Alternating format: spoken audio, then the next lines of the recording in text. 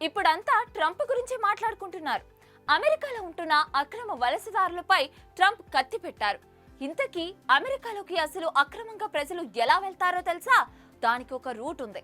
దాన్ని donkey roots అని పిలుస్తారు. ఇండియా, పాకిస్తాన్, బంగ్లాదేశ్, నేపాల్, శ్రీలంక లాంటి దేశాల నుంచి వేలాది మంది అమెరికాకు ఈ దారుల ద్వారానే వెళ్లేలా చేస్తారు ఏజెంట్లు.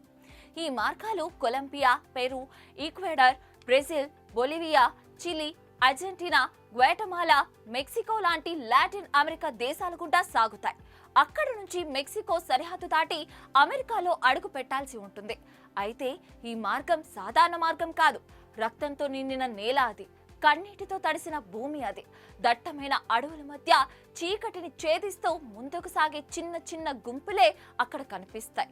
ఆకలితో అలమటించే శరీరాలు, భయంతో తడిసి ముద్దైన మనసులు, ప్రతి అడుగులో మరణం ఎదుర్కొనే పరిస్థితులు ఉంటాయి. ఈ దారుల ద్వారా ప్రయాణించడం చాలా భయంకరమైనది.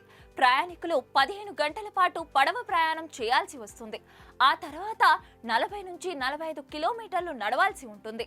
అక్కడ 17-18 పర్వతాలను దాటాల్సి ఉంటుంది. ఈ అడవుల్లో చిరుతపులులు, పావులు, కీటకాలు మాత్రమే కాదు, మానవ మృగాలు కూడా ఉన్నాయి. బందిపోట్లకు, మాఫియాలకు ఈ రూట్లు అడ్డ. ఇంతటి భయంకర మార్గాల్లో ప్రజలు అమెరికాలోకి అక్రమంగా వెళ్తూ ఉంటారు.